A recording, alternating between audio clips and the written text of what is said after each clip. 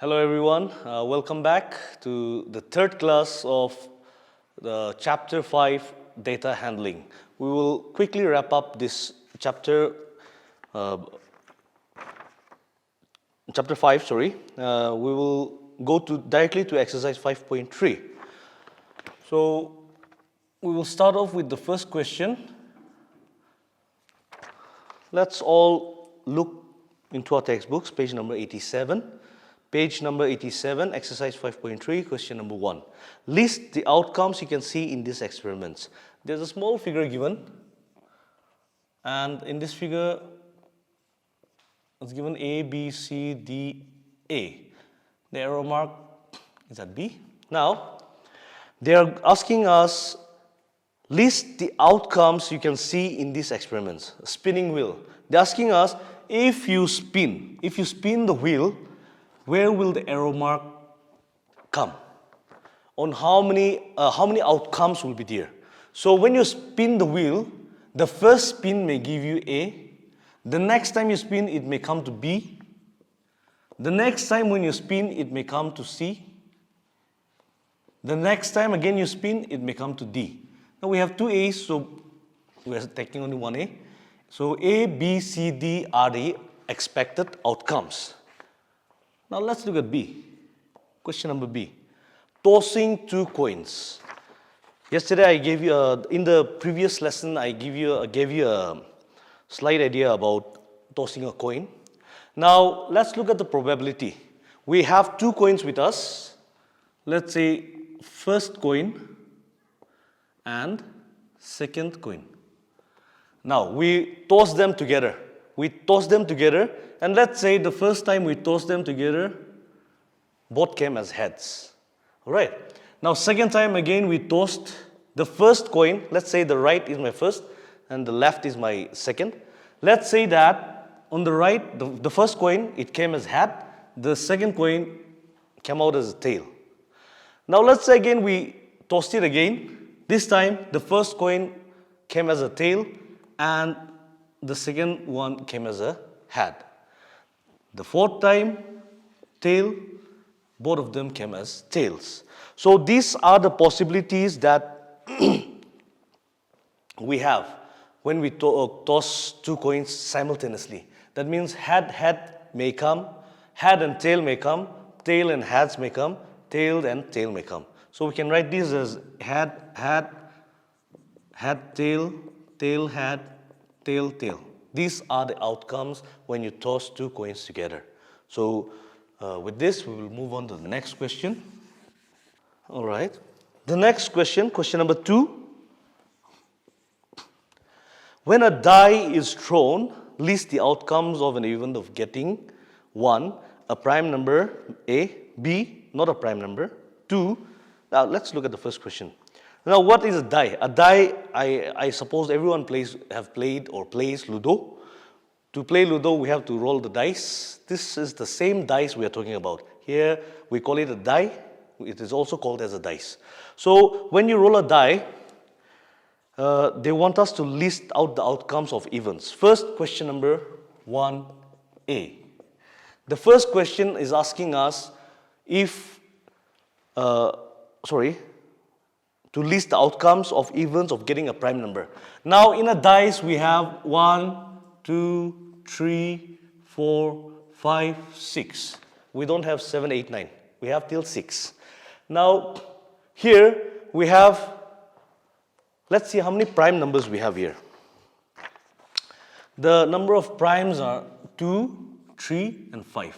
This is a prime number, this is a prime number, this is a prime number. So when you roll a dice, the number of outcomes, the prime numbers which can come are 2, 3, and 5. Similarly, since 2, 3, and 5 are prime number, non-prime numbers are 1, 4, and 6. All right. All right. This is the first part of the question. The second part, question number 2A. A number greater than 5. So, to a answer, a number greater than 5. Now, when you roll a die, number greater than 5 possibility is only this. So, 6. 6 is the number that is greater than 5. Now, when you look at the next question, 2 to be a number not greater than 5. A number not greater than 5. That means not greater than 5 means we will count till 5 and we will write the answer as 1, 2, 3, 4 and 5. These are the numbers which are not greater than 5. Let's move on to the next question. Now let's look at question number 3. Question number 3a. Let's read the question together. Find the probability of the pointer stopping on D in question number 1a. The question in question number 1, this is the figure given. So C, D, B, A. Now they want us to find the probability of the pointer, this pointer stopping at D. So to find probability, we have to know that probability is equal to number of favorable outcomes by total number of outcomes. Now here, the probability of this arrow mark coming to D, pointing at D, is only 1, right? Only one D here, so D can the pointer can come only once. So 1 by total number of outcomes. How many chances are there? A, B, C, D. So we have So we have 1 by 5 is the probability of the pointer pointing at D. Okay. Now let's move on to the next question. 3b. B. The question is probability, find the probability of getting an ace from a well-shuffled deck of 52 playing cards. Ace in playing cards will be like this, A, which is 1. Now, we know that in a deck of cards, there are 52 cards. In this 52, we have hearts, we have diamonds, we have spade and club. Now each of them have 13 cards each. 13 cards each. Now these two are red, these two are black. All right. Now each of them have 13 cards. Now we know that each of these different cards have one ace each. That means there are 1, 2, 3, 4. 4 aces in 52 cards. Therefore, your probability is equal to, see, when you pick up, you will be able to pick only 4 aces, right? 4 aces, not more than that from this deck. There will be only 4, so you will write 4, and the total number of cards is 52. So your total number of cards is 52. So we will cancel 4, 1, 4, 4, 1, 4, 3. So finally, your probability of drawing ace is 1 by 13. All right. Now let's move on. Similarly, for question 4, question 5 and 6, we will be using the particular formula probability, which is equal to number of favorable outcomes by total number of outcomes. So this is the main formula that we will be using. Let me do another question, question number 4. Question number 4 says, numbers 1 to 10 are written on 10 separate slips. 1, 2, 3, 4, 5, 6, 7, 8, 9, 10. Each slip, different slips. Right. These are all different slips. So, the next part of the question is, kept in a box and it has been mixed well. So, these papers have been kept in a box and mixed well. One slip is chosen from the box without looking. You randomly pick a card, pick a piece, slip. What is the probability of getting a number 6? Now look here. We have all these together in one box. We are randomly picking. Now what is the probability that we can pick this one? So we will use this formula. The number of favorable outcomes. Picking 6 is only one time, only once. The rest are different numbers. This 6 can be picked only once. So 1 by the total number of outcomes. Now there are chances that we can pick 1, 2, 3, 4, 5, 6, 7, 8, 9, 10, right? We can pick any card, so your probability of picking 6 is 1 by 10. All right. Similarly, question number 2, getting a number less than 6. Now if you look here, less than 6 means 5, 4, 3, 2, 1. How many are there? 5. So favorable outcome is 5 out of 10. So 5, 1, 5, 2, 1 by 2. So 1 by 2 is the probability of getting a number less than 6. And getting a number greater than 6. Greater than 6. 1, 2, 3, 4. So we have 4 chances by total number 10. So 2, 2, 4, 2, 5, 10. The answer is 2 by 5.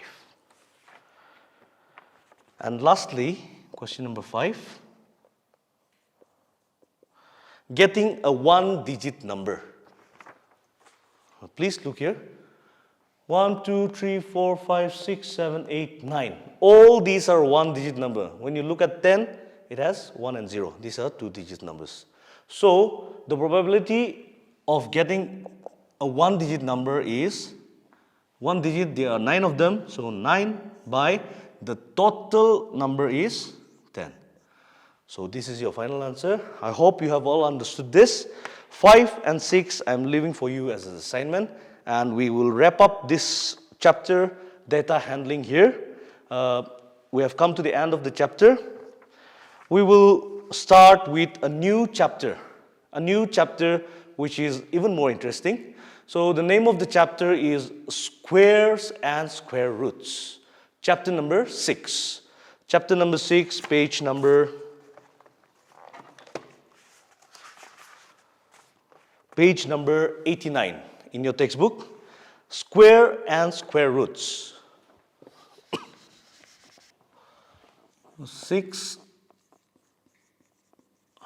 squares and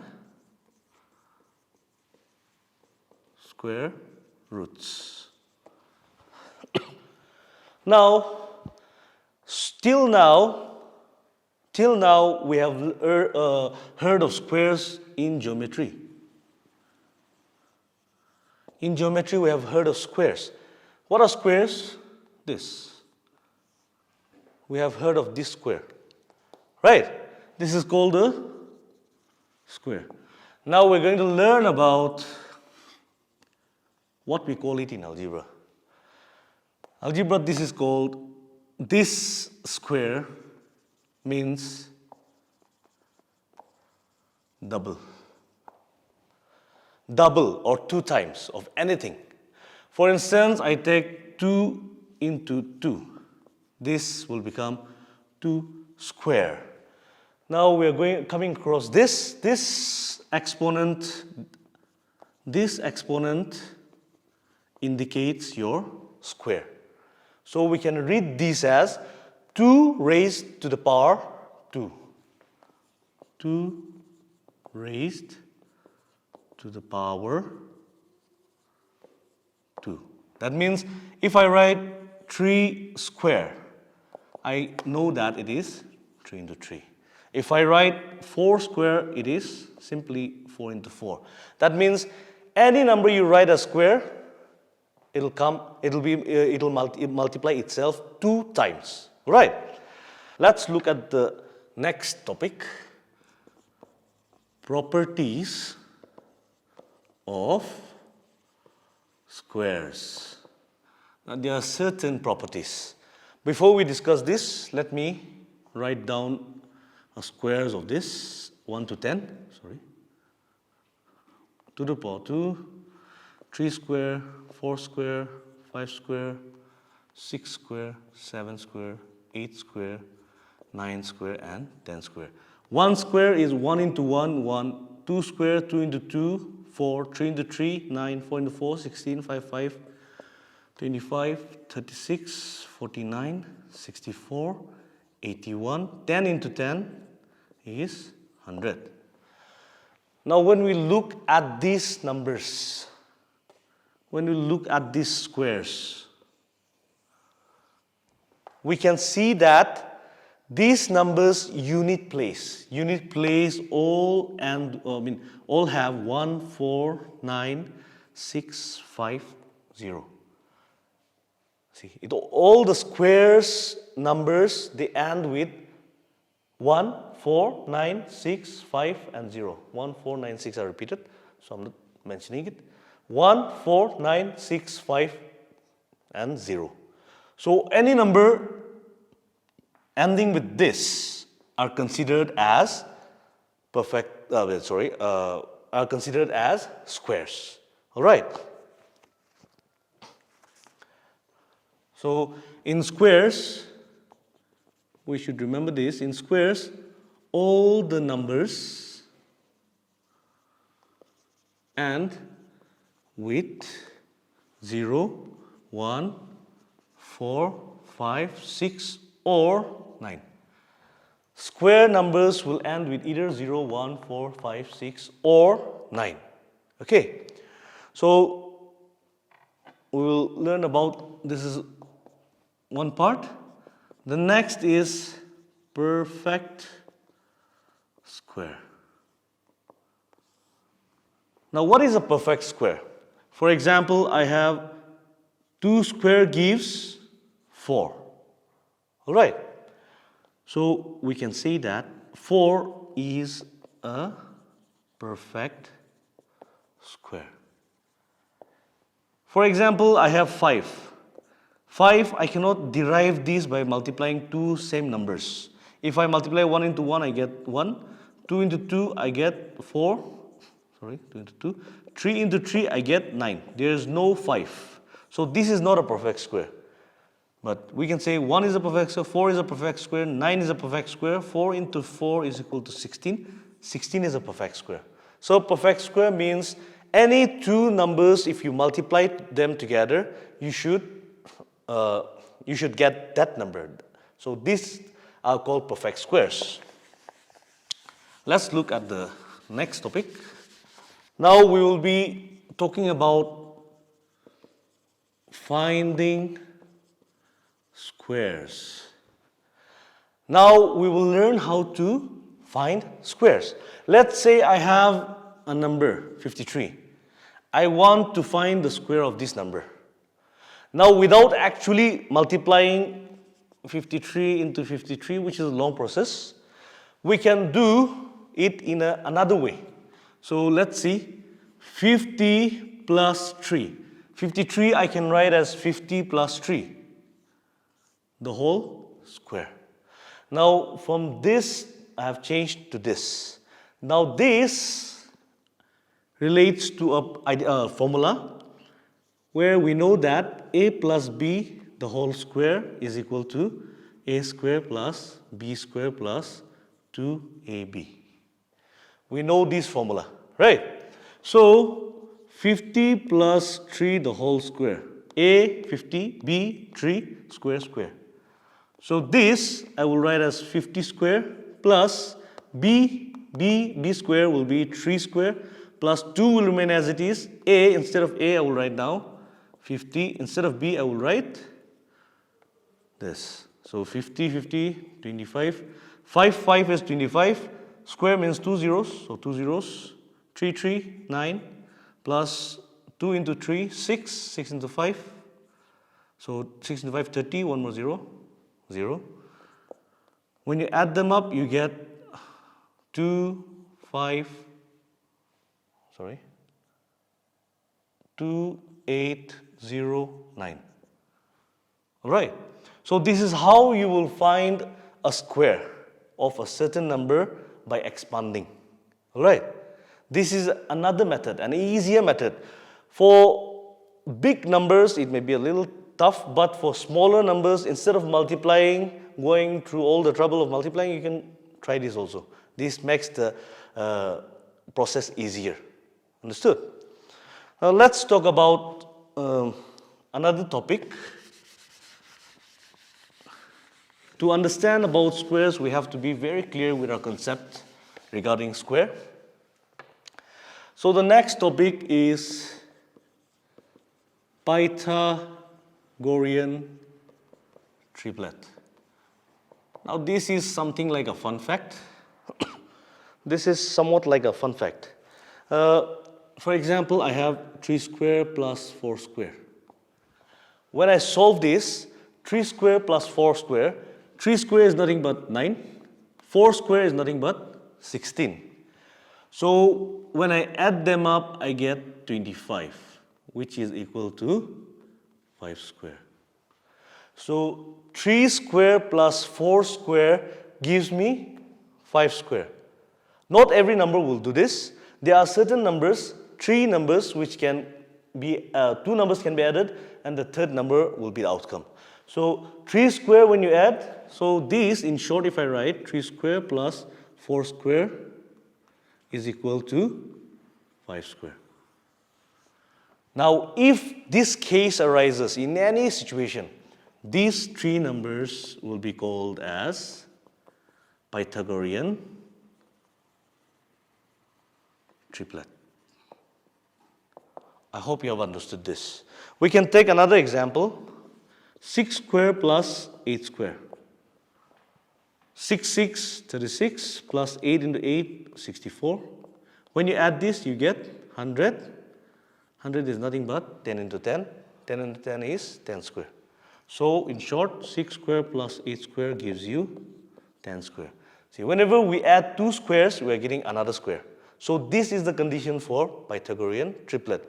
Now, this can be represented like this. The first number can be represented as 2m. The second number will be represented as m square minus 1. And the third number can be represented as m square plus 1. So for example, if I have 2m is equal to 4, if this is given, if 4 is given, what I can do is m is equal to 4 by 2, it will give 2, 1. So your m will become 2. Now you know that this is 4. We can easily find this because we have m. Here m is 2, so m square, so 2 square minus 1 is equal to 4 minus 1, which is 3. The next one is m square plus 1 is equal to 2 square plus 1, that is 4 plus 1, 5.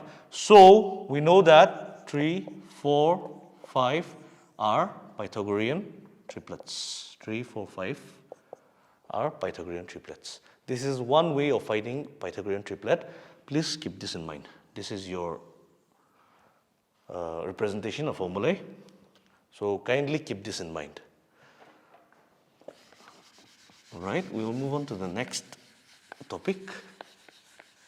Now finally, we are coming back to square roots. We have already learned about square roots. Squares. Meaning 2 square is nothing but 4. Now, square roots is just the opposite again.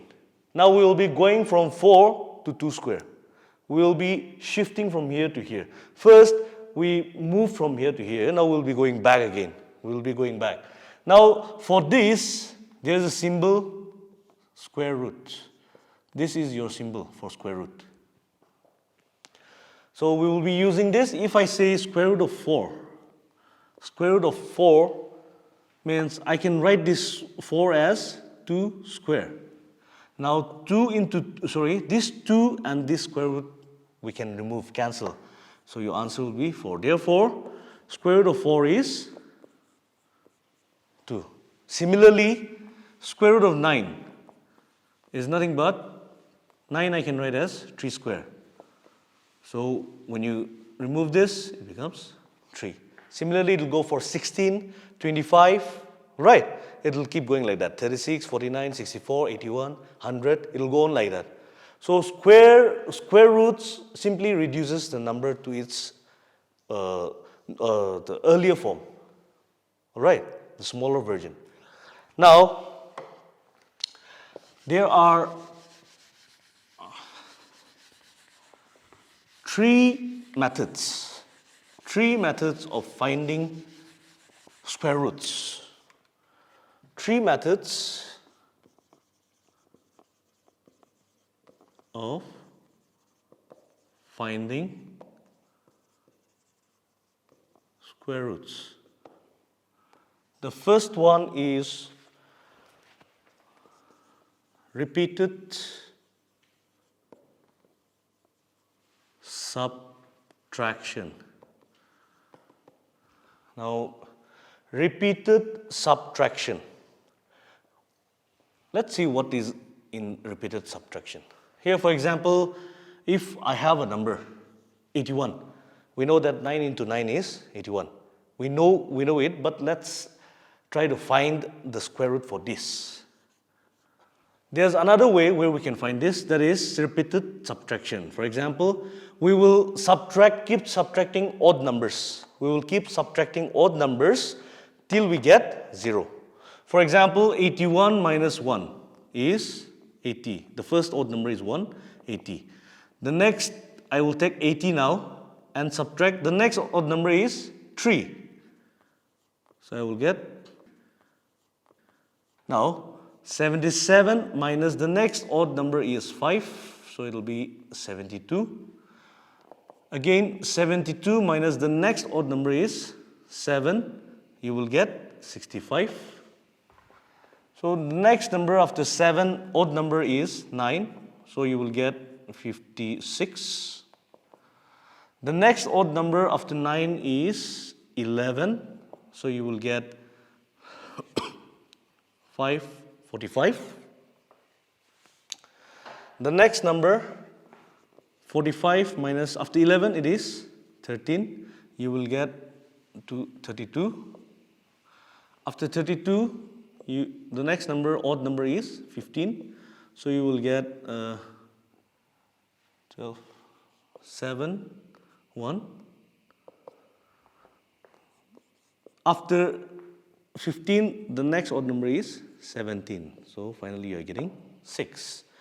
Now, to find out the square root, we have to count the number of steps. 1, 2, 3, 4, 5, 6, 7, 8, and 9. That means square root of 81 is 9. That means 9 into 9 is 81. All right, this is the first step. The second step is called prime factorization. Prime factorization. Now, this prime factorization is done in this manner. We will write the number like this. Now we will continue something like division. It's something like division, but here we have to find the divisor by ourselves. Now what we're going to do is 4 plus 2, 6, 6 plus 3, 9. 9 can be divided by 3. So we will start with 3. 3 into 1 is 3. 2 we can't divide, so it's not in the multiplication table of 3. So we will put 0 and this 2 will become together 24. 3 into 8 is 24. 8 plus 1, 9. So again we can go with 3. 3, 3, 9. 1 in hand, 3, 6. Again we can go like that. 3 into 2. 3 into 4. 2 into 2. 2 into 1 is 2. So what we're getting here is 3 into 3 into 3 into 3 into 2 into 2.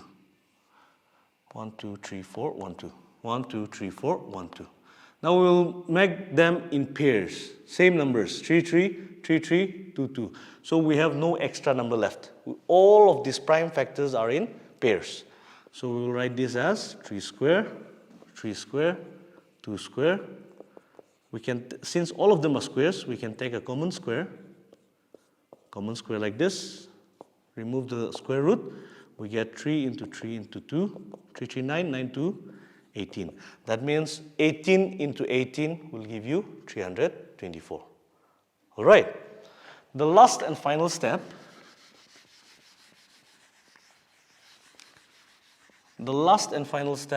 is long division method. Very similar to division. Now the example that we're going to take here is, let's say it's 529, right? So we will perform a long division. It's almost the same as division, but here some changes will be there. So let's look at what is happening. So now we will write it like this, and we will pair them up. Start pairing from the right. A bar on top, 9 and 2, 2 digits. 9 and 2, this has no pair for it, so we'll keep it as it is. Now, take the first number and find the nearest square.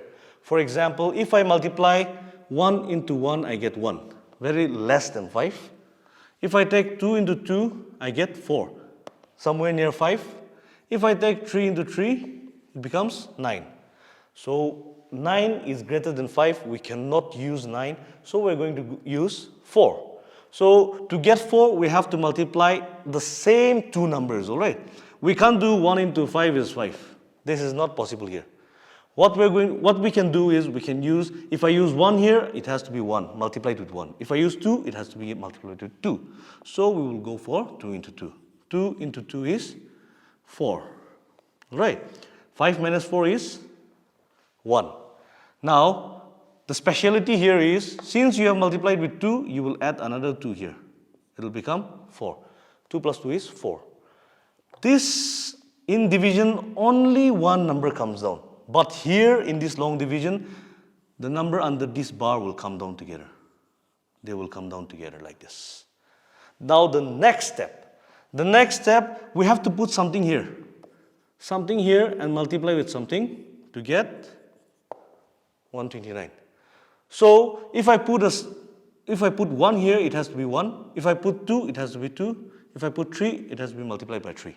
So what we're going to do is 4 into 1, okay, 41. It will become like this.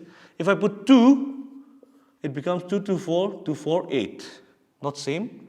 If I put 3, I have to multiply with 3. 3, 3, 9, 3, 4, 12.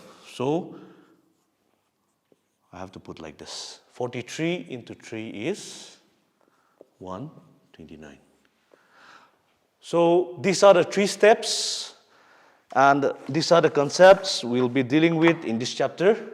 I hope you can all relate to this later on. Please keep referring to this concept when we do our exercises in the future classes. Thank you so much, and looking forward to meeting you in the next class.